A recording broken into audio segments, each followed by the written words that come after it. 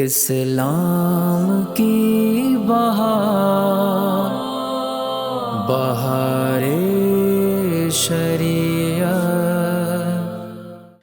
الحمد للہ رب العالمین والصلاة والسلام علی سید الانبیاء والمرسلین۔ ناظرین کرام، السلام علیکم ورحمۃ اللہ وبرکاتہ۔ میں ہوں آپ کا میزبان محمد طاہر قادری اور آپ دیکھ رہے ہیں IDS بہار شریعت ماہ محرم الحرام کا اسپیشل ایپیسوڈ۔ ہمارے ساتھ تشریف فرما ہے بہت معروف اسکالر اور بہت ہی کمال انداز سے گفتگو کرنے والی شخصیت، یقیناً ہر خاص و عام ان کو پسند کرتا ہے اور ان کے انداز کو بہت پسند کرتا ہے، حضرت علامہ مولانا طاہر مدنی صاحب۔ السلام علیکم ورحمۃ اللہ وبرکاتہ۔ وعلیکم السلام ورحمۃ اللہ وبرکاتہ۔ علامہ صاحب، پہلے تو بہت شکریہ، آپ نے ہمیں وقت عطا فرمایا، اور محرم الحرام کے حوالے سے ہم نے حضرت خاص طور پر یہ اہتمام کیا ہے اس ایپیسوڈ کا، کیونکہ بہت ساری چیزیں معاشرے میں دیکھا دیکھی میں ایسی شامل ہو گئی ہیں جن کا دین شریعت سے کوئی تعلق نہیں ہے، بلکہ یہاں تک کہ شریعت کے خلاف لوگ کام کر رہے ہوتے ہیں، اور اس سے زیادہ افسوس کی بات یہ کہ ثواب سمجھ کے کر رہے ہوتے ہیں، عقیدت میں کر رہے ہوتے ہیں۔ تو عقیدت میں بھی کر رہے ہیں، خیر سمجھ کے بھی کر رہے ہیں، مگر آپ کے نامہ اعمال میں گناہ آ رہا ہے، تو یقیناً یہ دین سے اور علم دین سے دوری کا نتیجہ تو ہو سکتا ہے، لیکن ثواب کا ذریعہ نہیں ہو سکتا۔ تو ناظرین کرام، آپ کے میرے اویئرنیس کے لیے ہم نے یہ علم دین کی محفل سجا لی ہے۔ ایک ایک مسئلہ اتنا اہم ہے کہ جب آپ اس کا جواب سنیں گے تو آپ کہیں گے کہ واقعی یہ ہمیں بہت پہلے پتہ چل جانا چاہیے تھا۔ بہت سارے مسائل ہم ڈسکس کریں گے، آغاز یہاں سے کر رہے ہیں۔ مصعب، محرم کی محافل میں کون کون سے علماء کرام کو بلایا جائے اور کس طرح کے ثنا خانوں کو مدعو کیا جائے، یہ بھی ذرا رہنمائی فرما دیں۔ دیکھیں، جنرل کرائیٹیریا یہ ہے نعت خواں کے حوالے سے کہ فاسق و فاجر نعت خواں کی تعظیم کرنا، اسے اسٹیج پر بٹھانا، یہ ناجائز اور حرام ہے۔ حضور علیہ الصلوۃ والسلام کی واضح حدیث ہے، آقا کریم علیہ الصلوۃ والسلام نے ارشاد فرمایا، جب فاسق کی مدح سرائی کی جاتی ہے تو اللہ تعالیٰ ناراض ہوتا ہے اور اس کی تعریف کی وجہ سے اللہ کا عرش ہل جاتا ہے۔ تو فاسق کی تعظیم کرنا، اس کو اسٹیج پر عزت کے مقام پر بٹھانا، اس کو پروٹوکول دینا، یہ اللہ کے نبی علیہ الصلوۃ والسلام نے واضح طور پر منع فرما دیا ہے۔ تو کوئی واضح طور پر ہمیں نظر آتا ہے کہ زبان پر ماں بہن کی گالیاں دیتا ہے، واضح طور پر ہمیں نظر آتا ہے کہ نمازوں کو قضا کرنے والا ہے، تو پھر ایسے بندے سے نعت پڑھوانا، یہ چاہے وہ صحیح نعت ہی پڑھ رہا ہو لیکن اس کو تعظیم کے مقام پر بٹھانا علماء نے اور نبی کریم علیہ الصلوۃ والسلام نے واضح طور پر منع فرمایا ہے۔ اسی طرح داڑھی منڈانا یہ بھی گناہ ہے، اور کوئی مسلسل منڈاتا رہتا ہے تو پھر گناہ کبیرہ ہے، اور یہ بندہ فاسق معلن ہے جو اعلانیہ طور پر یہ فسق اپنے ساتھ لیے ہوئے ہے۔ تو واضح طور پر داڑھی منڈے شخص کو بھی اسٹیج پر بلا کر نعت پڑھوانا یہ ناجائز اور گناہ ہے۔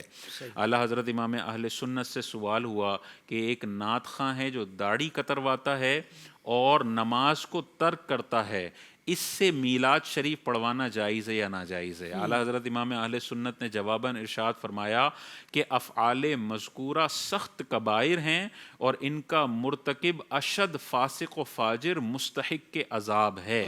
اسے ممبر و مسند پر کہ حقیقتاً مسند حضور پرنور سید عالم علیہ الصلوۃ والسلام ہے، تعظیماً بٹھانا، اس سے مجلس مبارک پڑھوانا حرام ہے۔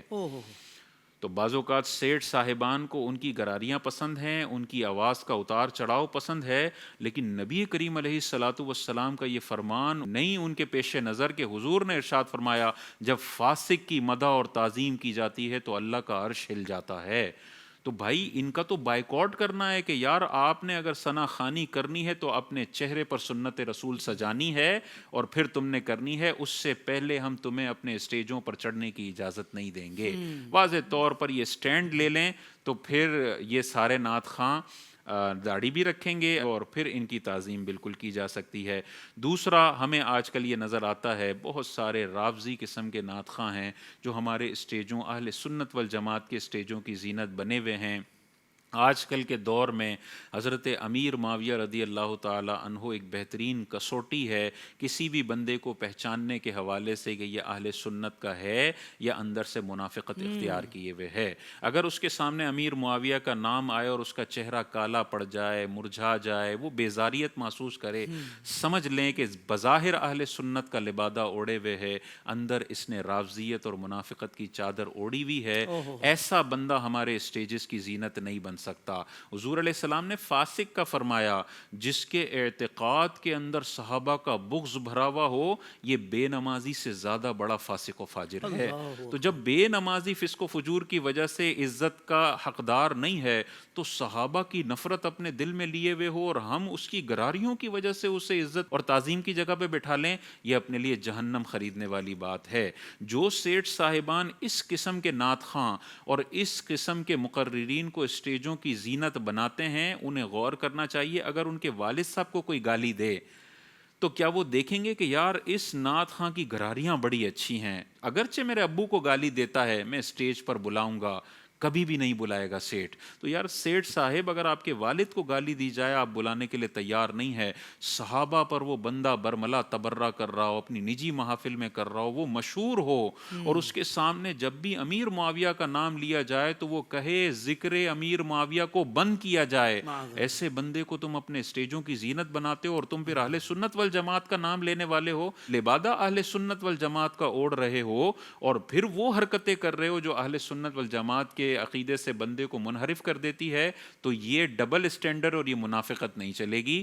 ہمیں غور کرنا چاہیے اسٹیجوں کی زینت ایسے نعت خواں کو بنائیں جو باشرہ ہو، خلاف شرع شعر نہ پڑتا ہو، فاسق و فاجر نہ ہو، اس کے اندر صحابہ کا بغض نہ ہو اور اچھے انداز سے خلاف شرع انداز کے بغیر نعت اور امام حسین کی منقبت پڑھنے والا ہو، اسے بلائیں۔ اسی طرح رافضیت پر مبنی بیانات نہ کرتا ہو، صحابہ کے بغض پر مبنی تقاریر نہ کرتا ہو، صحابہ کو بھی اپنے سروں کا تاج سمجھنے والا اور اہل بیت کو بھی اپنے سروں کا تاج سمجھنے والا اور ہر صحابی نبی جنتی جنتی کا عقیدہ رکھنے والا ہو، ایسے لوگوں کو ہی اپنے اسٹیجوں پر بلانا ہم پر لازم ہے۔ اگر ایسے لوگوں کو ہم نے عزت دی جو اس کے خلاف عقیدہ رکھتے ہیں تو میدان محشر میں ایسے لوگوں کو پروموٹ کرنے اور ان کی پروموشن کی وجہ سے جتنے لوگوں کے عقیدے خراب ہو رہے ہیں نا، سب کی بد مذہبیت کا گناہ اس سیٹ پر ہوگا جس نے ان لوگوں کو عزت دی اور لوگوں کا رول ماڈل بنایا ہے۔ اللہ اکبر۔ اور حضرت آپ نے جو یہ گفتگو فرمائی اس میں ایک پوائنٹ میرے ذہن میں آیا دوران گفتگو کہ واقعی ایسے خطبہ کے جو واقعات بھی من گھڑت واقعات اور پھر انداز ایسا ہوتا ہے واقعہ کربلا بیان کرنے کا کہ جیسے بہت ساری چیزیں لگ رہا ہوتا ہے کہ اپنی طرف سے شامل کی جا رہی ہیں جو ہم نے پہلے کبھی نہیں سنی، تو اس کی بھی ظاہر بات ہے کہ ہم مذمت ہی کرتے ہیں اور اس کو بھی ہم کبھی اہل سنت کی کسی اسٹیج سے اس کو فیور نہیں دی گئی۔ جی اصل مسئلہ یہی ہے کہ بعض اوقات اب 1.5 گھنٹے کا بیان کرنا ہے اور 1.5 گھنٹے کے بیان میں جو صحیح روایات ہیں نا وہ تو 15 منٹ میں ختم ہو جائیں گی، تو باقی 1.25 گھنٹہ کیا کرنا ہے؟ ضعیف روایتیں، چلیں ضعیف روایتیں بھی فضائل کے باب میں بیان کرنے میں کوئی حرج نہیں، علماء نے کی ہیں، لیکن پھر موضوع روایات کا سہارا لینا، اہل سنت والجماعت کے علاوہ لکھی گئی کتابیں جن کا اہل سنت والجماعت کے اندر کوئی وجود ہی نہیں ہے وہاں سے روایتیں اٹھا کے بیان کرنا، اور بعض اوقات اس میں ایسا غلط عقیدہ ظاہر ہو رہا ہوتا ہے اور وہ روایت بنا کر پیش کیا جا رہا ہوتا ہے، اس سے پھر نقصان یہ ہوتا ہے کہ جو سن رہا ہے وہ بھی غلط عقیدہ لے کر چلا جاتا ہے، اور جب ویڈیو اس کی بنتی ہے تو بہت سارے لوگ وہ کلپ لگاتے ہیں اور پھر اہل سنت والجماعت کا مذاق بنانے کی کوشش کرتے ہیں کہ دیکھو یہ عالم کے طور پر اپنے آپ کو پیش کر رہا ہے اہل سنت والجماعت کے اسٹیج سے، اور دیکھو یہ وہ بات کر رہا ہے جو پورے اہل سنت والجماعت کے ذخیرے میں موجود ہی نہیں ہے۔ تو اس سے بہت خراب ایک امپریشن ایک عالم کا پیش ہوتا ہے کہ بالکل کچی بات کی، بالکل موضوع روایتیں پیش کیں، لوگ تو وقتی طور پر سبحان اللہ کہہ کر چلے گئے، لیکن پوری اہل سنت والجماعت کے حوالے سے ایک بدنمائی اور ایک داغ لگا۔ کس کی وجہ سے لگا؟ اس بندے کی بے احتیاطی کی وجہ سے لگا۔ تو آپ جتنی صحیح چیزیں ہیں وہ بیان کریں، ختم ہو جاتی ہیں تو وآخر دعوانا ان الحمد للہ رب العالمین کہہ کر وہاں سے رخصت ہو جائیں۔ چنگم کی طرح اپنے بیان کو لمبا کرنا کہ ابھی تو وقت بہت باقی ہے تو چلو یہ بھی لاتا ہوں وہ بھی لاتا ہوں، مرچ مسالے لا کر اس طرح کی کوشش کرنا، یہ انسان کے امیج کو بھی گراتا ہے اور عقائد کے بگاڑ کا بھی سبب بنتا ہے۔ بالکل صحیح ہے حضرت۔ یہ خاص طور پر لوگ جیسے مختلف سوالات ماہ محرم میں گردش کرتے ہیں، بالخصوص اہل سنت کو پریشان کرنے کے لیے، عوام اہل سنت کو پریشان کرنے کے لیے. علماء اہل سنت تو پریشان ہوتے نہیں ہیں کیونکہ ان کے پاس بڑے مضبوط دلائل ہوتے ہیں قرآن و حدیث پر مشتمل. مگر عوام اہل سنت جو بھولے بھالے ہوتے ہیں، جن کو بہت زیادہ معلومات نہیں ہوتی، ان کے بارے میں اس طرح کے سوالات رکھے جاتے ہیں کہ بھائی امام حسین رضی اللہ تعالیٰ عنہ صحابہ کرام کے روکنے کے باوجود کربلا کیوں گئے؟ اس میں دو طرح کے اعتراضات ہمیں نظر آتے ہیں. ایک نظر یہ آتا ہے کہ اہل بیت جب وہاں جا رہے تھے تو صحابہ ساتھ میں کیوں نہیں گئے سپورٹ کرنے کے لیے. اور دوسرا یہ نظر آتا ہے کہ امام حسین اگر مدینہ منورہ میں رہ کر جنگ لڑتے تو وہ زیادہ قوت اور زیادہ طاقت سے جنگ لڑتے، تو وہاں کیوں گئے. جی پہلے کا اگر ہم جواب دیں تو صحابہ کرام رضوان اللہ تعالیٰ علیہم اجمعین بڑی تعداد میں اس لیے نہیں گئے کہ امام حسین جنگ لڑنے گئے ہی نہیں تھے. امام حسین رضی اللہ تعالیٰ عنہ واضح طور پر ہمیں نظر آتا ہے کہ اپنے بچوں کو، اپنے فیملی ممبرز کو لے کر گئے تھے. جنگ لڑنے کے لیے 6 ماہ کا بچہ اپنے ساتھ لے کر نہیں جایا جاتا. تو واضح طور پر ہمیں نظر آتا ہے کہ یہ جنگ کے ماحول کے طور پر نہیں تھا، بلکہ جو کوفی خطوط لکھ رہے تھے اور بیعت کے لیے تیار تھے اور ہزاروں کی تعداد میں خطوط تھے اور بار بار مطالبہ تھا کہ آپ آئیے اور ہم آپ کے ہاتھ پر بیعت کریں گے. اور یہ جو یزید کا ایک ظالمانہ نظام رائج ہو رہا ہے اور فسق و فجور پر مبنی نظام رائج ہو رہا ہے، اس کا خاتمہ فرمائیے. تو امام حسین اس کے لیے گئے تھے، نہ کہ جنگ کے لیے گئے تھے. دوسرا اگر ہم اس میں دیکھیں تو امام حسین رضی اللہ تعالیٰ عنہ اگر جنگ کے لیے جا رہے ہوتے تو ڈائریکٹ مدینہ منورہ سے شام کی طرف جاتے. لیکن ہم دیکھتے ہیں کہ امام حسین پہلے مدینہ منورہ سے مکہ پاک کی طرف گئے ہیں اور مکہ مکرمہ سے امام حسین گئے ہیں کوفہ کی طرف. جنگ لڑنی ہوتی تو یزید تو شام میں تھا، تو امام حسین اپنے قافلے کو لے کے شام کی طرف جاتے. اس سے بھی ہمیں پتہ چلتا ہے کہ یہ جنگی سفر نہیں تھا، بلکہ یہ ایک فیملی کے ساتھ سفر تھا اور وہاں پر بیعت کا سلسلہ ہونا تھا. اس لیے صحابہ ساتھ میں نہیں آئے. اور امام حسین بھی اسی لیے گئے کہ حجت تمام کرنی تھی، بیعت ان کی کرنی تھی اور یزید کے ظلم اور ستم کو جڑ سے اکھاڑ کر پھینکنا تھا. عزیمت پر عمل کیا امام حسین نے اور عزیمت پر عمل کرتے ہوئے وہاں گئے اور اپنی جان کا نذرانہ پیش کیا، اپنے گھر والوں کی جان کا نذرانہ پیش کیا اور قیامت تک کے لوگوں کو بتا دیا کہ اسلام کے خلاف اگر اس طرح کا کوئی ظالم اور جابر حکمراں مسلط ہو جائے اور جو فسق و فجور کو پوری امت مسلمہ میں رائج کرنے کے در پہ ہو، تو عزیمت اختیار کرتے ہوئے اپنے جان اور مال اور اپنے گھر والوں کی قربانی دے دینا، یہ امام حسین کا طریقہ ہے. اور ان کو سپورٹ کرنا، ان کے دامن میں سما جانا، ان کی پوسٹ کو قبول کر لینا، یہ یزیدیت کا طریقہ ہے. اللہ اکبر، اللہ اکبر. اور پھر ایک اعتراض یہ بھی حضرت کیا جاتا ہے کہ اگر امام حسین رضی اللہ تعالیٰ عنہ مشکل کشا ہیں تو اپنے گھرانے کو کیوں نہیں بچا پائے؟ دیکھیں، اولیاء اللہ اور صحابہ کرام کے حوالے سے یہ جو اعتراض کیا جاتا ہے نا کہ مشکل کشا تھے تو اپنے آپ کو کیوں نہیں بچا لیا، یہ اعتراض جب اپنی ایکسٹریم صورت اختیار کرتا ہے نا تو پھر ملحد کی شکل ہمیں اختیار کرتے ہوئے نظر آتا ہے. ملحد پھر یہی اعتراض اللہ پہ وارد کرتا ہے کہ اللہ جب قادر مطلق ہے، سب کچھ اللہ کے مرضی سے ہو رہا ہے، تو اتنا ظلم ہو رہا ہے تو اللہ روکتا کیوں نہیں ہے. تو آپ نے اولیاء اللہ اور صحابہ کے مشکل کشا ہونے پر اعتراض کیا اور معاذ اللہ ان کا مذاق اڑایا. آپ کی دیکھا دیکھی ملحد کو یہ زبردست آپ نے اعتراض فراہم کیا کہ وہ پھر اللہ کی ذات پر یہ اعتراض کرتا ہے کہ اللہ دیکھ رہا ہے اور وہ روکتا کیوں نہیں ہے. تو ہمارا آپ سے سوال ہے کہ جو اللہ تبارک و تعالیٰ کے نہ روکنے پر آپ حکمتیں اپنے ذہن میں لاتے ہیں، اولیاء اللہ، صحابہ اور انبیاء کے نہ روکنے پر وہ حکمتیں آپ اپنے ذہن میں کیوں نہیں لاتے ہیں؟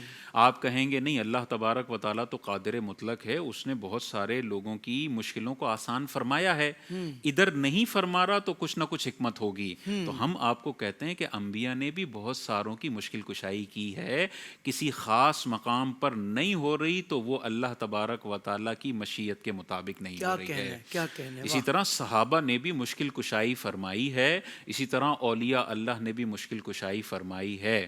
ہمیں نظر آتا ہے کہ حضرت موسیٰ علیہ الصلاۃ والسلام وصال ہو گیا ہے، اپنی قبر انور میں ہیں۔ معراج کے واقعے میں ہمیں نظر آتا ہے حضور علیہ الصلاۃ والسلام اللہ سے 50 نمازیں لے کر آئے، یہ 50 سے 5 کیسے ہوئی ہیں؟ کسی بھی مشکل کشائی کے منکر طبقے سے آپ پوچھیں نا، آج آپ 5 پڑھ رہے ہیں، ہوئی تو 50 تھیں، کیسے 5 ہوئیں؟ وہ کہے گا بعد وصال حضرت موسیٰ علیہ السلام نے حضور علیہ السلام کو یہ فرمایا کہ آپ کی امت 50 نہیں پڑھے گی، جائیں اس نمازوں کو کم کروائیں۔ معلوم ہوا بعد وصال انبیاء چاہیں تو قیامت تک کے مسلمانوں کی نمازوں کو 50 سے 5 کرنے کا مشورہ بھی دے سکتے ہیں اور ہماری مشکلوں کو آسان بھی فرما سکتے ہیں۔ وہ مانتا ہے سارا کا سارا بعد وصال ہوا، اس کا مطلب انبیاء بعد وصال بھی مشکل کشا ہیں اللہ کی عطا سے۔ مشورہ موسیٰ علیہ السلام نے دیا، اللہ تعالیٰ نے قبول فرما لیا۔ اللہ تعالیٰ براہ راست بھی 5 فرض فرما سکتا تھا، لیکن قیامت تک کے مسلمانوں کو بتایا کہ میں نے 50 سے 5 کی ہیں۔ اس مشکل کشائی کے اندر جو وسیلہ بنے ہیں وہ موسیٰ علیہ السلام بنے ہیں۔ اسی طرح ہمیں آصف بن برقیہ رضی اللہ تعالی عنہ کا واضح طور پر قرآن کے اندر یہ نظر آتا ہے کہ سلیمان علیہ الصلاۃ والسلام اللہ کے نبی ہیں، اتنی عظمتوں اور بادشاہت والے ہیں، اور ما فوق الاسباب مشکل کشائی کے لیے سوال کرتے ہیں اپنے صحابی سے کہ تخت بلقیس کو اتنا دور سے کون جلدی لا سکے گا، اور حضرت آصف بن برقیہ یہ مشکل کشائی کیسے کرتے ہیں؟ خود ارشاد فرماتے ہیں کہ آپ کے پلک جھپکنے سے پہلے میں وہ تخت یہاں لانے کی طاقت اور قدرت رکھتا ہوں۔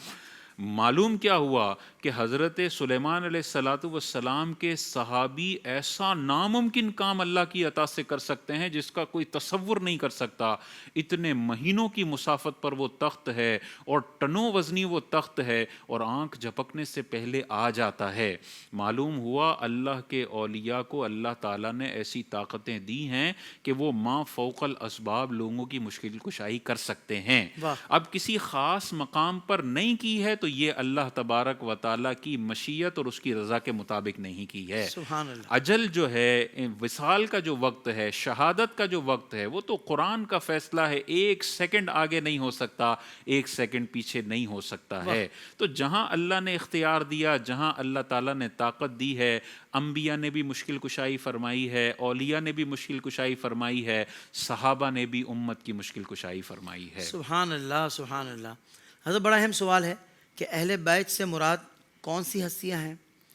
کیا صرف فاطمہ الزہرا، مولا علی، حسنین کریمین رضی اللہ عنہم ہی اہل بیت ہیں؟ دیکھیں، اہل بیت کا جو اطلاق ہے نا، وہ 4 معانی پر زیادہ طور پر ہوتا ہے۔ اہل بیت کا اطلاق پہلا اس معنی پہ ہوتا ہے کہ وہ لوگ جن کو زکوٰۃ دینا حرام ہے، صحیح، جنہیں بنو ہاشم کہتے ہیں۔ حضرت عباس رضی اللہ تعالیٰ عنہ، حضرت علی رضی اللہ تعالیٰ عنہ، حضرت جعفر، حضرت عقیل اور حضرت حارث، ان 5 نفوس قدسیہ کی اولاد پاک قیامت تک یہ بنو ہاشم ہے، اور ان پر بھی کبھی کبھار اہل بیت کا اطلاق کر دیا جاتا ہے۔ دوسرا اہل بیت کا اطلاق حضور علیہ الصلاۃ والسلام کے گھر مبارک میں پیدا ہونے والی اولاد پر کیا جاتا ہے۔ تو جو آپ کی اولاد پاک ہیں، آپ کے گھر مبارک میں اولاد پاک کی ولادت ہوئی، وہ اہل بیت ہیں۔ تیسرا، حضور علیہ الصلاۃ والسلام کے گھر میں رہنے والوں پر بھی اہل بیت کا اطلاق ہوتا ہے، جیسے ازواج مطہرات رضوان اللہ تعالی۔ اور چوتھا اطلاق حضور علیہ الصلاۃ والسلام کے گھر میں آنے جانے والوں پر، جیسے حضرت زید ابن حارث اور جیسے حضرت اسامہ بن زید، ان پر بھی کبھی کبھی اہل بیت کا اطلاق کر دیا جاتا ہے، کیونکہ یہ حضور علیہ السلام کے گھر میں آیا جایا کرتے تھے۔ اور بعض لوگوں کو ازواج کے حوالے سے تھوڑا سا ڈاؤٹ ہوتا ہے، ان کے ذہن میں یہ اعتراض ہوتا ہے کہ اہل بیت میں اولاد شامل ہے، ازواج شامل نہیں ہیں۔ تو اس کا جواب یہ ہے کہ اللہ تبارک و تعالیٰ نے قرآن مجید میں واضح طور پر ازواج کے لیے بھی اہل بیت کے لفظ کا اطلاق فرمایا ہے۔ اللہ تعالیٰ نے واضح طور پر سورہ ہود میں ارشاد فرمایا، رحمت اللہ وبرکاتہ علیکم اہل البیت۔ اللہ تعالیٰ ارشاد فرماتا ہے، اے گھر والوں، تم پر اللہ کی رحمت اور اس کی برکتیں ہوں۔ یہ اہل البیت سے مراد قرآن میں اللہ تعالیٰ نے کس کو لیا ہے؟ حضرت ابراہیم علیہ الصلاۃ والسلام کی زوجہ حضرت سارہ رضی اللہ تعالیٰ عنہا۔ تو اہل بیت کا لفظ 100% قرآن ازواج پر صادق فرما رہا ہے۔ اسی طرح بخاری کی حدیث ہے، حضرت زینب رضی اللہ تعالی عنہا کے ولیمے کے موقع پر آقا کریم علیہ الصلاۃ والسلام حضرت عائشہ کے حجرے کے باہر تشریف لائے اور سلام ارشاد فرمایا کہ اے اہل بیت تم پر سلامتی ہو۔ واہ واہ واہ، پھر حضرت عائشہ صدیقہ رضی اللہ تعالی عنہا نے جواب دیا۔ اسی طرح حضور علیہ السلام باری باری اپنی تمام ازواج کے حجروں کی طرف گئے اور یہی جملہ ارشاد فرمایا، اے اہل بیت تم پر سلامتی ہو۔ سبحان اللہ۔ تو واضح طور پر ازواج کو قرآن نے بھی اہل بیت میں شمار فرمایا اور بخاری مسلم کی واضح احادیث نے بھی ازواج کو اہل بیت میں شمار فرمایا۔ اور اولاد کے حوالے سے واضح طور پر ہمیں حدیث پاک ملتی ہے، تاجدار کائنات نے حضرت سیدہ فاطمہ الزہرا رضی اللہ تعالی عنہا، حضرت حسنین کریمین رضی اللہ تعالی عنہما اور مولا علی کرم اللہ وجہہ الکریم کو اپنے ساتھ لیا اور ارشاد فرمایا کہ خدایا یہ لوگ بھی میرے اہل بیت ہیں۔ تو اولاد پاک بھی ہے، مولا علی بھی ہیں، ازواج بھی ہیں، یہ سارا اہل بیت کا مقدس خاندان ہے اور ان سب پر اہل بیت کا اطلاق ہوتا ہے۔ سبحان اللہ، سبحان اللہ، بہت خوب۔ قبلہ علامہ صاحب یہ ارشاد فرمائیے کہ سادات کرام سے محبت یہ کتنی ضروری ہے، کتنی اہم ہے، اور اس بارے میں ہمارے جو شیخ ہیں، ہمارے جو امام ہیں سید اعلیٰ حضرت، ان کی تعلیمات کیا ہیں اور ان کا اپنا انداز کیا ہوا کرتا تھا؟ دیکھیں، سید حضور علیہ الصلاۃ والسلام کے آل پاک میں سے ہیں، ان کی رگوں میں جو خون پاک دوڑ رہا ہے وہ تاجدار کائنات صلی اللہ علیہ وسلم کا خون مبارک ہے، تو ان کا ادب اور ان کا احترام بہت زیادہ ملحوظ خاطر ہونا چاہیے۔ حضور علیہ الصلاۃ والسلام نے اپنی حدیث پاک میں ارشاد فرمایا، کوئی بندہ اس وقت تک مومن نہیں ہو سکتا جب تک کہ میں اسے اس کی جان سے زیادہ محبوب نہ ہو جاؤں اور میری اولاد اسے اپنی اولاد سے زیادہ محبوب نہ ہو جائے اور میری ذات اس کی اپنی ذات سے زیادہ محبوب نہ ہو جائے اور میرے گھر والے اسے اپنے گھر والوں سے زیادہ محبوب نہ ہو جائیں۔ اپنی اولاد کا جتنا احترام کرنا ہے، حضور کے خاندان کا ادب اور احترام اپنی اولاد سے زیادہ کرنا ہے۔ تاجدار کائنات نے واضح طور پر ارشاد فرمایا۔ اسی طرح حضور علیہ السلام نے ارشاد فرمایا کہ اپنی اولاد کو 3 چیزوں کی تربیت تم نے دینی ہے۔ پہلی چیز حضور علیہ الصلاۃ والسلام نے ارشاد فرمائی، تمہارے نبی کی محبت تم نے اپنے بچوں کے دلوں میں ڈالنی ہے، اہل بیت پاک کی محبت تم نے اپنے بچوں کے دلوں میں ڈالنی ہے، اور تلاوت قرآن کی محبت تم نے اپنے بچوں کے دلوں میں ڈالنی ہے۔ تو واضح طور پر تاجدار کائنات نے اہل بیت کی محبت ہمیں سکھائی ہے اور اپنے بچوں کو سکھانے کا ہمیں حکم ارشاد فرمایا۔ اسی طرح حضور علیہ السلام نے ارشاد فرمایا، اس ذات کی قسم جس کے قبضہ قدرت میں میری جان ہے، ہمارے اہل بیت سے بغض رکھنے والے کو اللہ پاک جہنم میں داخل فرمائے گا۔ تو تاجدار کائنات کے خاندان مبارک سے کسی بھی طریقے کا ادنا سا بغض یا نفرت رکھنے والا بندہ جہنم میں داخل ہوگا۔ اسی طرح حضور علیہ الصلاۃ والسلام نے واضح طور پر ارشاد فرمایا، میری شفاعت میری امت کے اسی شخص کے لیے ہے جو میرے گھرانے سے محبت رکھنے والا ہو۔ تو سید زادوں سے محبت رکھنا میدان محشر میں شفاعت دلوانے کا سبب ہوگا، جنت کا پروانہ جاری کروانے کا سبب ہوگا۔ تو سید زادے دیکھیں، معصوم تو انبیاء ہیں، باقی تو جتنی بھی عوام ہے، جتنے بھی لوگ ہیں، قیامت تک جو سید زادے آئیں گے انہیں بہت سو کو اللہ تبارک و تعالیٰ گناہوں سے محفوظ رکھے گا، لیکن بہت سارے ہوں گے کہ بتقاضۂ بشریت گناہ ان سے سرزد ہو جائے گا۔ تو اگر مثال کے طور پر ڈائمنڈ ہو اور ڈائمنڈ پر ہلکی سی مٹی یا ہلکا سا کیچڑ لگ جائے تو کیا ڈائمنڈ کو پھینک دیا جائے گا؟ نہیں، اب بھی ڈائمنڈ کو سینے سے لگایا جائے گا کہ یہ ڈائمنڈ بیش قیمتی ہے، اس پہ ہلکی سی مٹی لگ گئی ہے۔ تو یہ سید زادے بھی بیش قیمتی ہیں، سینوں سے لگانے کے قابل ہیں، ان پر بس ہلکی سی گناہوں کی مٹی لگی ہوئی ہے۔ اس مٹی کو جھاڑنا ہے، ان کی اصلاح کرنی ہے، انہیں توبہ کی طرف مائل کرنا ہے، لیکن ان کی عزت، ان کا احترام اور ان کا ادب ہمیشہ ملحوظ خاطر رکھنا ہے۔ اعلیٰ حضرت امام اہل سنت کی بارگاہ میں ایک حاجت مند سید زادے آپ کے گھر کے باہر سے ندا دیتے ہیں، دلواؤ سید کو، یعنی اپنا تعارف پیش کرتے ہیں کہ سید ہوں اور مجھے دلواؤ۔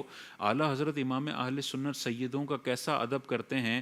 اعلیٰ حضرت کے کانوں میں جب یہ آواز پڑی تو آپ نے ان کو بلوایا اور اسی وقت موجود تمام رقم ان سید زادے کی خدمت میں پیش کر دی۔ اللہ، ان سید زادوں نے بھی اعلیٰ حضرت سے وہ پوری رقم نہیں لی بلکہ تھوڑی سی لی اور باقی واپسی کر دی۔ اعلیٰ حضرت امام اہل سنت نے ارشاد فرمایا حضور یہ سب حاضر ہے، حضور سے خطاب فرمایا یہ سب حاضر ہیں۔ سبحان اللہ۔ سید زادے نے فرمایا مجھے اتنا ہی کافی ہے۔ پھر وہ جب جانے لگے تو اعلیٰ حضرت بھی ان کو رخصت کرنے کے لیے تشریف فرما ہوئے، سبحان اللہ۔ خود اب آپ گئے اور رخصت کرنے کے بعد خادم کو یہ تاکید فرمائی کہ دیکھو سید صاحب کو آئندہ سے آواز دینے صدا لگانے کی ضرورت نہ پڑے، جس وقت سید صاحب پر نظر پڑے فوراً حاضر کر کے سید صاحب کو رخصت کر دیا کرو، اللہ، سبحان یعنی ان کو آواز دینے کی ضرورت نہ پڑے، فوراً لایا کرو اور جو بھی ان کا سوال ہے وہ سوال ہم نے پورا کرنا ہے۔ سبحان یہ ہمارے اکابرین کا انداز ہے۔ اتنی جلیل القدر اعلیٰ حضرت ہستی ہیں لیکن خود انہیں حضور کے طور پر پیش کرتے ہیں، ان کے ساتھ انہیں جا کر دروازے تک رخصت فرماتے ہیں اور اگلی دفعہ کے لیے تاکید فرماتے ہیں کہ سید زادے کو اپنی حاجت کے لیے آواز دینے کی بھی ضرورت نہ پڑے، ہم انہیں دیکھیں اور ان کی مشکلوں کو حل کرنے کے لیے کوئی نہ کوئی کام کریں۔ اور یہ ہمیں بھی غور کرنا چاہیے، ان کی مدد کرنی ہے، ان کے قدموں میں اپنے پیسے ڈالنے ہیں اور ان کا شکریہ ادا کرنا ہے کہ حضور یہ قبول کر لیجئے، میدان معاشر میں ان چند ٹکوں کے بدلے ہو سکتا ہے حضور علیہ الصلوۃ والسلام میرے لیے شفاعت کا پروانہ جاری فرما دیں۔ تو اپنے لیے بڑی سعادت سمجھنی چاہیے ان سید زادوں کی مدد کرنے اور انہیں عزت و احترام دینے میں۔ اس میں ایک چیز بس غور کرنے والی ہے کہ بہت سارے فراڈیے بھی سید بنے بیٹھے ہیں، یعنی واضح طور پر سب کو پتا ہے کہ ان کے ابا جی سید نہیں تھے یا ان کے دادا جی سید نہیں تھے، لیکن وہ یہ دیکھتے ہیں کہ محفل میں پروٹوکول سید کو ملتا ہے تو 6 مہینے پہلے تک تو ان کے نام کے ساتھ سید نہیں آتا تھا، اچانک سید لگانا شروع کر دیا اور سب کو کنفرم پتا ہے کہ ان کے والد صاحب خود بتاتے تھے کہ ہم سید نہیں ہیں، چھپایا ہوا نہیں تھا۔ سید ہوں اور چھپا لیں اور بیٹا ظاہر کر لے وہ الگ بات ہے، لیکن وہ واقعی سید نہیں تھے اور بیٹا اچانک سے سید ہو گیا، یہ کنفرم جھوٹا ہے اور یہ نسب بدلنے والا ہے۔ اور نسب بدلنے والے کے حوالے سے تو قرآن میں آیات آئی ہیں اور حضور علیہ السلام نے وحیدات ذکر فرمائی ہے۔ تو کوئی فراڈیا سید بنا بیٹھا ہے، اس کی تعظیم نہیں ہوگی اس طرح سے، بلکہ اس کو تو شرمندہ کیا جائے گا کہ تم اس سے باز رہو۔ بالکل صحیح ہے۔ آخر میں علامہ صاحب یہ ارشاد فرمائیں کہ کیا اہل بیت پاک معصوم عن الخطا ہوتے ہیں؟ دیکھیں اہل سنت والجماعت کا یہ اجماعی عقیدہ ہے کہ معصوم عن الخطا 2 مخلوقات ہیں، انبیاء اور فرشتے، اور انسانوں میں تو ایک ہی مخلوق ہیں انبیاء کرام علیہم السلام، جن کے حوالے سے اہل سنت والجماعت کا یہ عقیدہ ہے کہ وہ معصوم ہیں۔ باقی روئے زمین پر جتنے بھی انسان ہیں ان کے لیے معصوم والا عقیدہ رکھنا درست نہیں ہے۔ اعلیٰ حضرت امام اہل سنت نے واضح طور پر ارشاد فرمایا کہ جو انبیاء کے علاوہ کسی اور بشر کو معصوم تسلیم کرتا ہے یہ اہل سنت والجماعت سے خارج ہے، لیکن یہ بندہ دائرہ اسلام سے خارج نہیں ہوگا، یہ کفریہ عقیدہ نہیں ہے، لیکن اہل سنت والجماعت سے بہرحال اس بندے کو خارج کر دینے والا عقیدہ ہے۔ اور واضح طور پر ہمیں نظر آتا ہے کہ اللہ تبارک و تعالیٰ نے یہ ٹائٹل یا اسٹیٹس انبیاء علیہم السلام کو عطا فرمایا ہے، تو انبیاء کے علاوہ اگر کچھ شخصیات کو بھی وہی والا ٹائٹل جو انبیاء کے ساتھ خاص ہے جب دیا جائے گا تو یہ انبیاء کے مرتبے تک انہیں پہنچانا ہو جائے گا۔ اور انبیاء کے مرتبے تک کسی صحابی کو پہنچانا یا کوئی ایسی خصوصیت جو نبی کے ساتھ خاص ہو وہ کسی صحابی میں ماننا، یہ اہل سنت والجماعت کے عقیدے کے خلاف ہے، تو اس سے پرہیز کرنا چاہیے، یہ عقیدہ درست نہیں ہے۔ لیکن معصوم نہیں ہے تو کیا گناہگار ہے؟ معاذ اللہ ثم معاذ اللہ نہیں۔ ایک لفظ آتا ہے معصوم اور ایک آتا ہے محفوظ۔ تو اہل بیت اور اسی طرح بڑے بڑے صحابہ کرام رضوان اللہ تعالی علیہم اجمعین معصوم نہیں ہے، لیکن اللہ تبارک و تعالی نے انہیں کفر اور شرک اور گناہوں کی گندگی سے محفوظ فرمایا ہے۔ ان کے لیے گناہ کرنا محال نہیں ہے، یہ گناہ کی طاقت رکھتے ہیں، شیطان انہیں وسوسہ ڈال سکتا ہے، لیکن اللہ تبارک و تعالی نے ایک ایسا بیریئر ان کے آگے قائم کیا ہوا ہے جو انہیں گناہوں سے محفوظ رکھتا ہے۔ سبحان اللہ۔ علامہ صاحب بہت شکریہ، آپ نے بہت کمال گفتگو فرمائی اور اہم ترین سوالات کے جوابات آپ نے ارشاد فرمائے، اور بہت سارے مس کنسیپشنز جو تھے یقیناً لوگوں کے دور ہو چکے ہوں گے۔ اور اہل سنت کا الحمدللہ جو سدا بہار عقیدہ ہے اور نظریہ ہے جو الحمدللہ ہمیں نبی رحمت صلی اللہ تعالیٰ علیہ وآلہ وسلم کی تعلیمات سے ملتا ہے، جو صحابہ کرام سے ہوتے ہوئے آج ہم تک پہنچا ہے، اور سید اعلیٰ حضرت نے وہی عقیدہ ہم تک پہنچایا ہے اپنی ذمہ داری کو پورا کرتے ہوئے. تو الحمدللہ آج بھی وہی عقیدہ بیان ہوا ہے.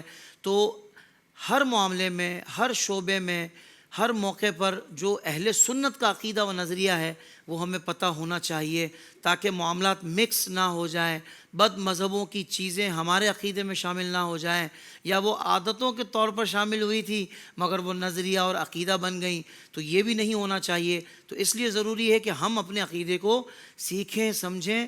جو الحمدللہ اہل سنت کا ایک متفق علیہ جو مسلمات ہیں اور متفق علیہ جو میں کہتا ہوں نظریات ہیں، ان کو سمجھنا ہم سب کے لیے ضروری ہے. خود بھی سیکھیں، سمجھیں، اپنی اولاد کو بھی سکھائیں. اس کے لیے یہ نشست انشاءاللہ بہترین معاون ہوگی. اللہ تبارک و تعالی ہم سب کو اسے سیکھنے اور عمل کرنے کی توفیق عطا فرمائے. ناظرین کرام، اگلے پروگرام میں انشاءاللہ ایک اور ٹاپک کے ساتھ حاضر ہوں گے. تب تک کے لیے اجازت. السلام علیکم ورحمۃ اللہ وبرکاتہ. اسلام کی بہار بہار شریعت